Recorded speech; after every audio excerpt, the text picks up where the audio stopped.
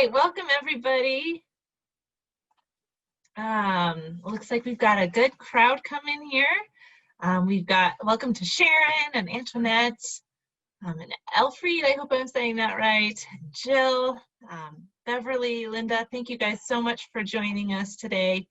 My name is Allie Thompson, and I am a managing editor at Group Publishing, and I also volunteer with preteens at my church here in Loveland, Colorado. And I know you guys all know this, but this year has changed so much about our ministries and created so many different unique needs. You might be meeting back in person, but you're not sure if your church might have to close again. Or maybe you've been doing Zoom classes and you're thinking about switching to doing something pre-recorded instead. Maybe you're doing something pre-recorded and you're waiting for your church to open again. It could happen at any minute, and you really don't know what things will look like when it does open. So I just want to see what everybody's different needs are. So if you can use the chat and answer this question, what is your plan for ministry this Sunday? I'll give everybody a minute to type that in.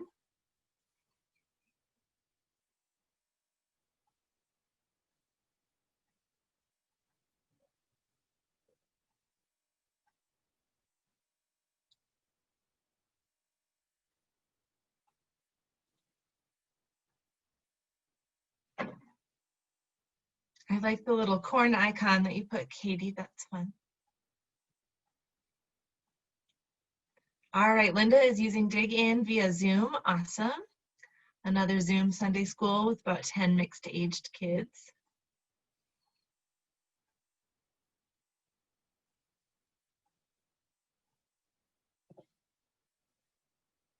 All right, Sunday school lessons from our current curriculum. Doing Dig In, beginning December 6th. Sounds like that might be in person. Hoping to open back up on November 8th. Combining worship service with kids in person, Zoom Sunday school. Sounds like we're doing all kinds of different things. And the fact is that no two ministries have ever been identical, but now more than ever, ministries have such a wide variety of needs. And so you need a curriculum that can be flexible with your changing needs, your church's culture, and everything that's going on right now. So what we're going to do today is I'm going to walk you through how Dig In curriculum can be super flexible and be exactly what you need it to be. And we're going to walk through the Dig In website. We're also going to view a sample lesson for an at-home kind of setting. And then we'll also talk about if you're back in person. Now, I know we've already gotten some great questions in, people wanting to know if this works for them and how large group, small group works, and about our permissions for live streaming content. Great questions. I hope we can answer some of those here today during the webinar. And if I'm not covering what you want to ask, we have some groupie friends. Wave if you're a groupie friend. And they are monitoring the chat. And so if you ask a question in the chat, they'll be happy to help you out. We're also going to have a Q&A breakout towards the end of our session. And so if you have a question that you really just need to talk through more, there'll be time for that as well. So let me go ahead and share my screen again.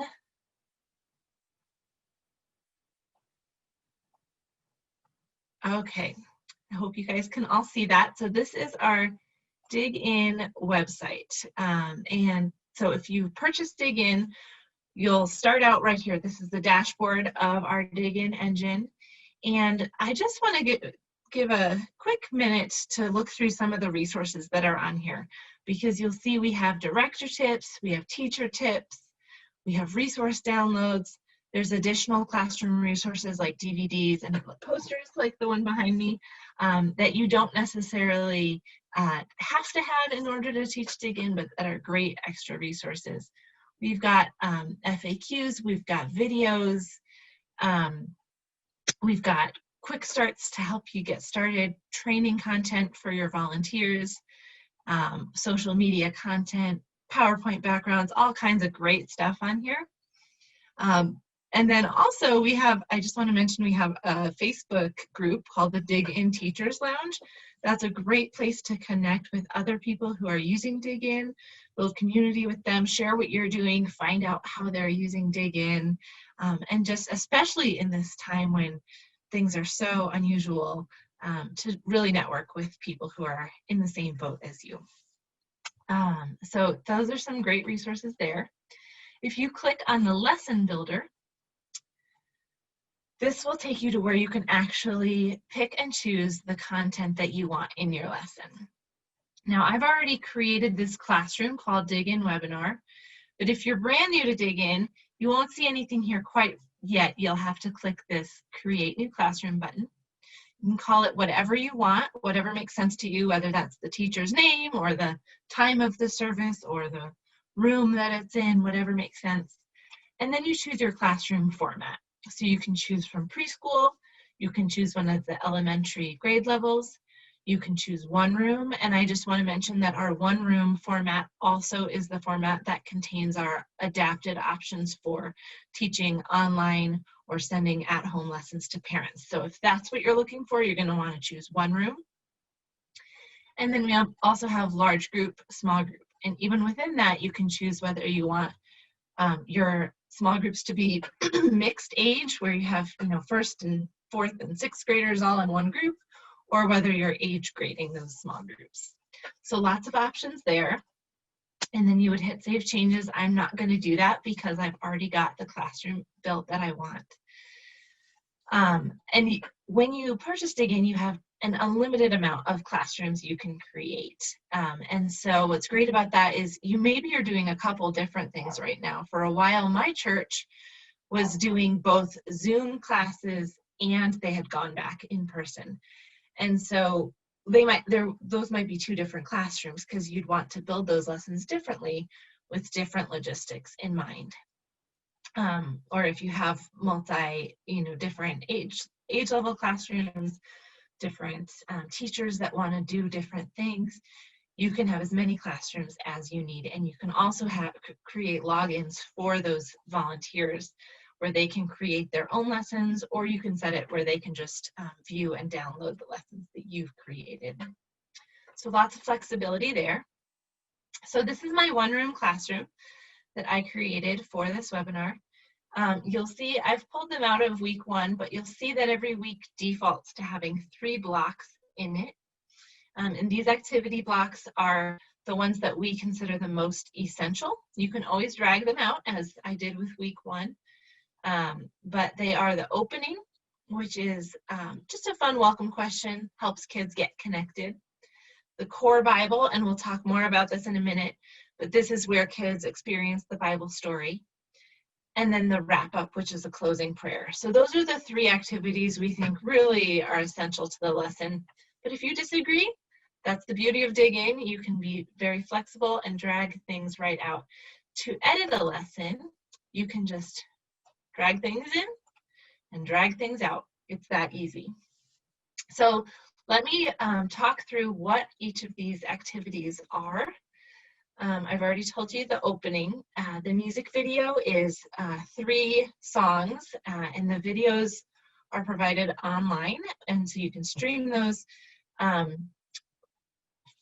if you're doing a Zoom type of a thing, or we also have them on DVD if that's easier for you if you're in person.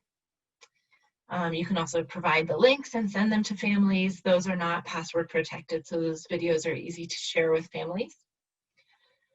And now I mentioned the core Bible is where kids experience the Bible story. But we also have this core Bible at home block.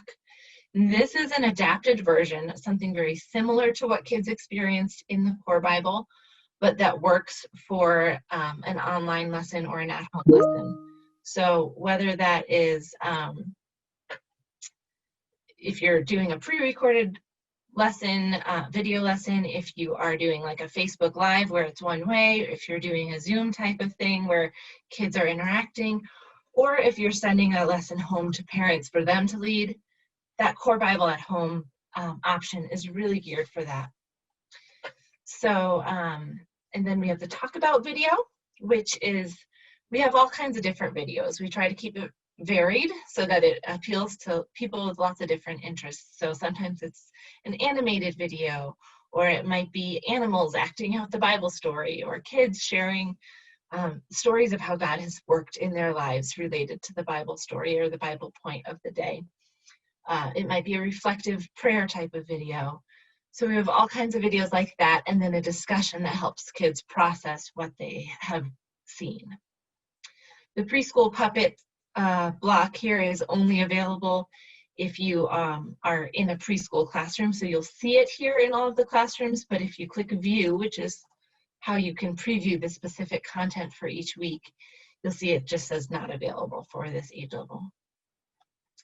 But that's, if you are teaching preschool, that's a great alternative to the Talk About video, which is really more geared for elementary. You're welcome to use it with preschool, but if you find that it might be a little bit over their heads, the preschool puppet skit is a great option instead of that. The object lesson is just a super cool, sciencey fun, wow. And what I love about the object lessons are that they're not just you as the teacher doing something sciencey while the kids watch. The kids are active participants. They get to engage with the materials. They get to do something really fun and then make faith discoveries from it. The Deeper Bible is surfaces a question that might have come out of the Bible story for that day or the Bible point, and helps kids dig into scripture to find the answer. And then you guys know what games are, but I did just want to mention that the high energy game tends to require more space. So if you have a smaller space, sometimes those might not work because kids are moving around more than in the low energy game, where they don't necessarily need as much space. The craft is my personal favorite activity because the kids are not making refrigerator art. They are making something fun and useful, whether that is a toy like a yo-yo or a boomerang, or maybe it's a service project, maybe like they make soap to give to single moms, all kinds of different things like that that are useful things that they're going to want to keep. And then, like I said, the wrap-up is the closing prayer, and the take-home is an editable Word doc, so you can add your own church announcements and information to that. And then you can also, and then it also has a fun activity and a question for families to talk about the lesson. So that's what all the blocks are. We try to be really minimal with supplies, but the craft and object lesson do sometimes have more supplies just because of what they are. Now, you have a general picture now of what each of these blocks, activity blocks contain, but you might want to see each week, okay, I want to see what is the object lesson and is it something I want to do this specific week. So you just click that view. You can see there's a description here of what they do. You can look at the supplies if that's one of your filters for whether or not you want to teach something. And you can even read the whole thing if you want right here. So it's really easy for you to pick and choose what you want to add to your lesson. And then, as I mentioned, you just drag things into there when you want to add them. And you'll see if you watch this timer, as I add more blocks in, that time is going up. So if you know exactly how much time you need to fill, this will help you know when you've reached that goal. So we'll say that that's my lesson. We have so many blocks listed here. You can build 2 hours, about 2 hours of content. If you are using in the Core Bible at Home, we also recommend in the tips here which blocks work best that week for that video or at home type of setting. And those blocks are also indicated with a triangle symbol. So you don't have to memorize this list. If you click on Talk About Video here, you'll see that triangle. And so you'll know that's a good one to choose if I'm using that at home option. If I click on Low Energy Game, that's a good one to choose. It has that triangle. This one probably won't work so well for that at home setting. It doesn't have the triangle. So really easy way to view that. And we always have at least an hour of recommended content for those core Bible at home lessons. So that should be more than you need for a great video lesson. So when you're all done, let's say that these are all the activities I want in my lesson this week. You click to set what date you're teaching it. So we'll say I'm going to be teaching it this Sunday, and then you hit publish. And what that means is it's taking it from I'm still tinkering around and deciding what I want to be in this lesson to I'm ready to download and use this lesson. There's also this pop-up that comes up and asks you if you want to copy the blocks or not. So if you kind of want the same starting point, the same framework every week, you can say copy blocks and it will put that in every lesson for the quarter. And then you can always edit from there and drag and drop out or in. But if you're like, I always want the same, I always want to include music video, you can have that in there. So I'm going to not copy because I have another lesson already set up. And so this is the lesson I've already set up. And you'll see, if you look at the recommended list here of activities that work well, I just dragged over all the ones that were on this list. So that's how I built this lesson. It's an hour and 15 minutes long, which is probably a lot longer than you want your video lesson to be. So the goal is not to give you a really long video lesson. The goal is to give you flexibility and choice, so you can pick and choose what activities you want to use from that week. And by the way, the lessons that we're looking at today come from Foundations of Faith, which is our newest program, but we have 4 other amazing dig-in programs, and all 5 of our programs include this core Bible at home block. So no matter what program you use, you'll get that option. So when you're ready to download your lessons, you'll go over here to published lessons, and you'll see there's the 2 that we had built, and you can preview it right here on screen if you want to teach from your tablet or something like that. You can see that whole preview. You can also download a PDF, or you can download a Word doc. I've already downloaded a Word doc, so I'm going to go ahead and open that and walk you through an actual lesson. And this is a lesson that was built for the at-home setting using that core Bible at-home block. So again, that's great for a video call or a pre-recorded lesson or sending it to parents. We are assuming that families are watching this together, that there's at least 2 people together in a room participating in this. And it is geared for multi-age. So we know that families, you're not going to have a 3rd and 4th grade family. You're going to have a family with a wide variety of ages. So the lessons always start with this Teachers Dig In page, which is just a Bible background and some questions for teachers to think about, and a prayer prompt, and then a quick teaching tip for your volunteers. So it's got some training built in. And then you'll see this chart that was created with just the activities that you chose for your lesson. And it tells you what supplies you need for each of those. And if you look at this, you'll see that the supplies are very simple. We have the Bible, we have the videos with links to get right to that video from this lesson. We've got chairs and a blanket. We try to keep these supplies, household supplies, so parents don't need to go shopping in order to be ready for a lesson. Legos, blocks, books, another video that you can just click and access. Bibles, paper, crayons, markers, just easy stuff. So, and then whenever there's a handout like the take-home page, that's also just a control click to access that via a link. So for the opening, there's some announcements and birthday stuff that you might need to alter a little bit if you're teaching online. And then today's question is, tell kids a fun fact about a topic you know a lot about. We always have the teacher share first. That helps model the vulnerability, and it also gives kids time to think about what their answer to the question is. So I might share that I know a lot about what dogs can and can't eat. I love dogs, and I know that grapes are not healthy for dogs, even though they're healthy for humans. They can actually be quite dangerous for dogs. So there's just a random fact I know. And then kids could form pairs and share about that. So this is where if they're in families, they can talk to each other within their family. But also if you're teaching over Zoom, you can have kids interact that way as well. And then there's the music videos.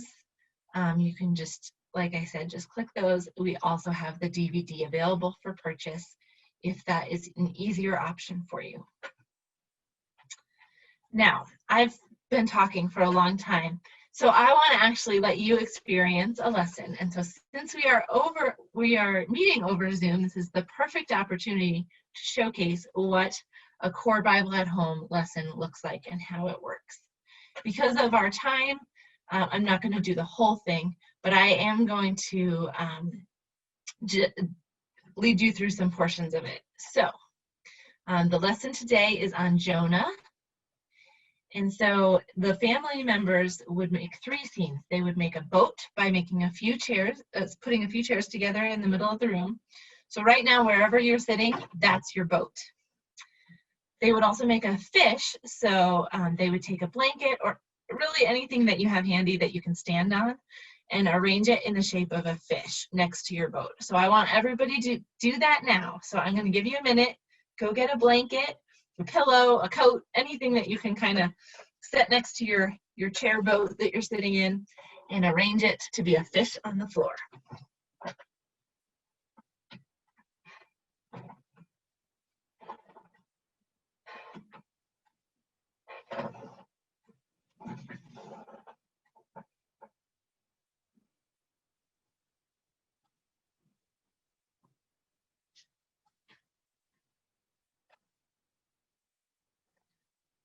All right, it looks like most people are back now. So you've got your fish ready to go. We're going to skip the city part today just for time, but families would also stack Legos, blocks, books, anything that they can build with to make a city near the wall, but we're going to skip that. So I'm going to skip the beginning and we're going to start with this hide in a boat section. Now, ordinarily, if you're teaching this, you wouldn't have the lesson on screen for kids to be reading along with you, but I want to show you how simple this is and how I'm just following along. I'm not having to adapt to anything further. Hiding from God is silly because God is all-knowing. But Jonah tried to hide by getting on a boat that went the opposite direction from Nineveh. Let's get in our boat. Okay, you guys are already in your boat, so just sit tight. And since God is all-knowing, he knew where Jonah was. God sent a storm to rock the boat. Can everybody start rocking in your boat? Jonah knew why the storm happened. The sailors were terrified when they heard this, for he had already told them he was running away from the Lord. "Oh, why did you do it?" they groaned. And since the storm was getting worse all the time, they asked him, "What should we do to you to stop this storm?" "Throw me into the sea," Jonah said, "and it will become calm again. I know this terrible storm is all my fault." At first, the sailors tried to get the ship to land instead of throwing Jonah overboard. But finally, they did it, and the storm stopped. All right, everybody, you're Jonah, so jump out of your boat. God is all-knowing, so he knew Jonah was in the sea. But God still had an important job for Jonah, so he sent a big fish to swallow Jonah. So now you're going to stand in your fish. While he was in the fish, Jonah talked to God. He thanked God for saving his life and promised to do what God asked. Let's pray. God, thank you for all that you've done for us. We promise to do our best to lead kids to you and to obey you. In Jesus' name, amen. After 3 days of praying in the fish, something happened. Then the Lord ordered the fish to spit Jonah out onto the beach. All right, everybody, jump out of your fish, and then you can have a seat. So like I said, there's more. They would, that we're skipping just for time, they would go to the city that they had built, and they would repeat the message that God told Jonah to repeat. And then there is a prayer for a clean start as well. So you can see, even though you're not physically with kids, they can still be experiencing the Bible story using basic household supplies and really having fun and learning by doing. So now I just want to mention, if you were teaching in person, because I know there are some people who said they were, so this activity will look a little different, but it's pretty similar. So in this case, the kids have, they form 3 groups, and each group has a piece of bulletin board paper. One group draws a city, one group draws a boat, and one group draws a fish. And then they gather behind the boat or stand on the fish, or head to the city. Now that might not work well right now if you're having to do social distancing and you don't want kids gathered around a piece of paper. And so in that case, you will have to do some adaptation. But I think the best thing to do is just try to think of what's the most similar thing I can do, but making it more individual. So what I would do in that case is I would have each kid on just a regular piece of paper draw a boat on one paper, a fish on another paper, and a city on another paper. And so then each kid has their own set, and they can stand behind their boat, and they can jump out of their fish, and they can all hold up their cities and proclaim the message that Jonah shared across the room. And so that's an easy way to keep the same basic activity, but make it more individual and distanced. Another tip, if you're in person, is sometimes this adapted Core Bible at Home block is really geared for at home. They're using couch cushions and things like that. But a lot of times it will work well in a classroom too, and it simplifies the supply list for you so that you don't have kids sharing and touching as many things. So I would recommend, if you are leading an in-person classroom, to look at both options and kind of mix and match bits and pieces from each, and see what works best for your specific logistics that are happening right now. We also have additional tips for you in a video for how to make things work better for in-person during this weird time. So that will be coming out. A link to that video will come out in the follow-up email, so watch for that. So the next part of our lesson here is the talk about video. And this is called, let me make sure I'm sharing my sound. Okay. This one is called Runaway Rodents, and I'm going to go ahead and show it to you so we can see what a video looks like.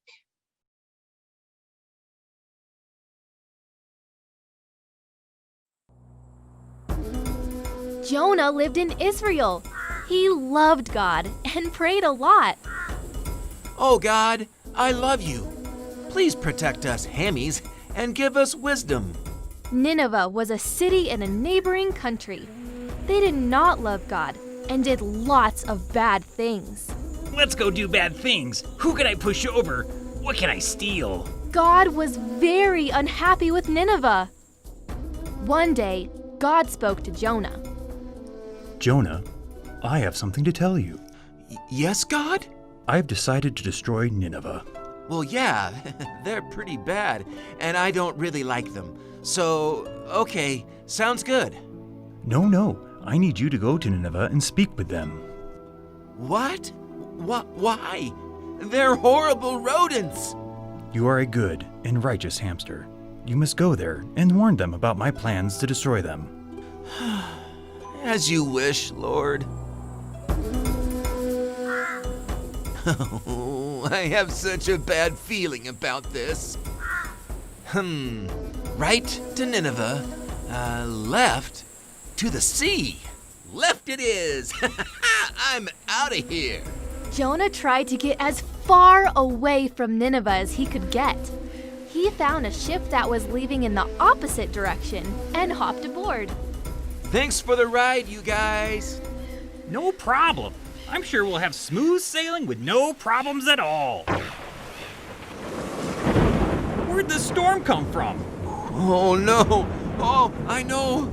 I disobeyed God and he's mad. He knows what I did because he knows everything. You have to throw me overboard. But you're such a nice hamster, I don't know if we can do that. Okay, over the side you go. As soon as Jonah was overboard, the storm stopped. Woohoo! Jonah tumbled around in the vast sea. All of a sudden, a huge fish swam toward Jonah and swallowed him up. Ew. Ew, what is that smell? I'm in a fish belly? Oh, gross! Oh, but I know God is with me wherever I am. Oh God, when I was about to die, you knew right where I was. You are all-knowing, and you saved me. If you give me another chance, I'll go to Nineveh. After 3 days, the giant fish spit Jonah up on a beach. Oh, thank you, Lord, for sparing me. I'll go to Nineveh now like you told me to. Jonah went to Nineveh and told them God's message of destruction. Oh no, we feel awful. We'll change our ways right now. Because they changed their ways, God spared Nineveh. God is all-knowing. He knew all about the Ninevites' evil ways.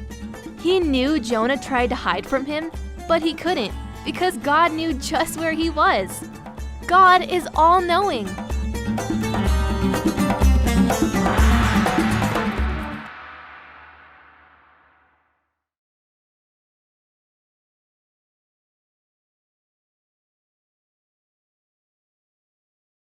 All right.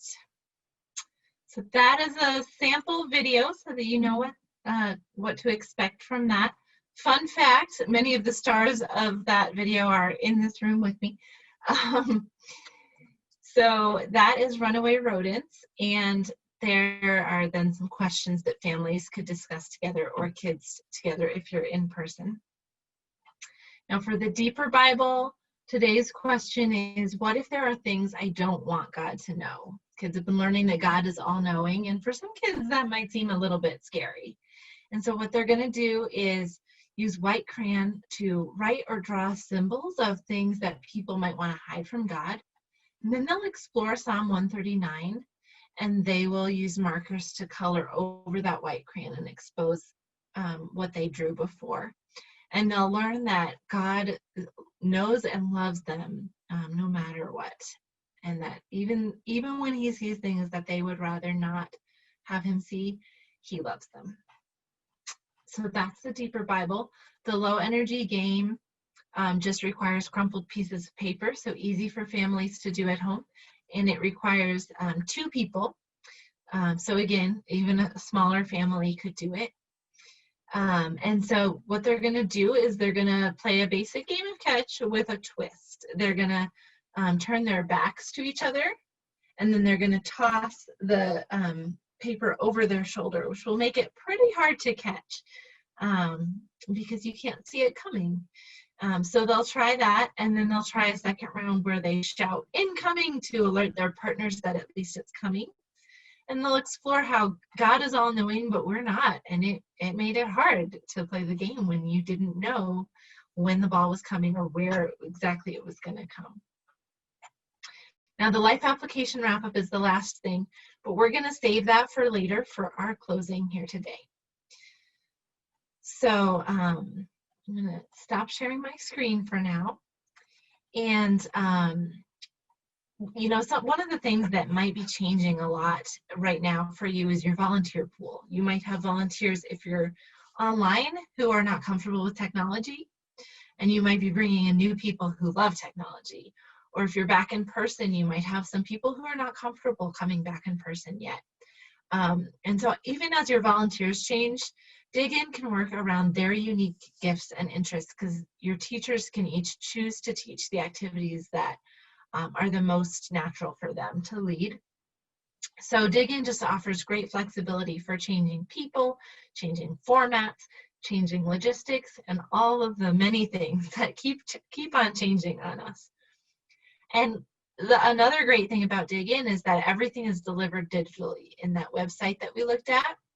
So you don't have to worry about, oh no, I need to teach from home and I left my lesson book at church, or vice versa. You can always have what you need available, or if you need to hand it off to somebody else, you can just give them a login info, and they can download that lesson themselves, or you can email them the lesson. So it's really easy to access anywhere by whoever you want to give permission to. So what we're going to do now is have a quick 15-minute Q&A breakout where you can ask your questions about Dig In. It looks like the chat has been busy with lots of great questions, but we can talk about some more in that Q&A. So Adam is going to go ahead and put us in those breakouts and come back afterwards because we'll have a little bit of a closing. Great time in your breakouts and got all your questions answered. If you still have any questions, our awesome sales team is ready to help you out. So just to close, I just want to reiterate that Dig In was created to mold to your church's culture and your church's strategy, and not the other way around. And it's never been more important than it is right now in 2020. Dig In is the curriculum that you can make to be exactly what you need each week, even as your needs keep changing. Dig In will change with you. So to close, let's use the life application wrap up from the lesson we've been going through. So we've been learning that God is all-knowing. He knows everything about you. We can never know everything about God, but we can always get to know him more. Let's do that now. I'm going to pray, and then I'm going to pause for a minute or so for you to just listen to God. God, we're going to listen to you now. Tell us what you want us to know about you. We want to hear only your voice, not our own thoughts.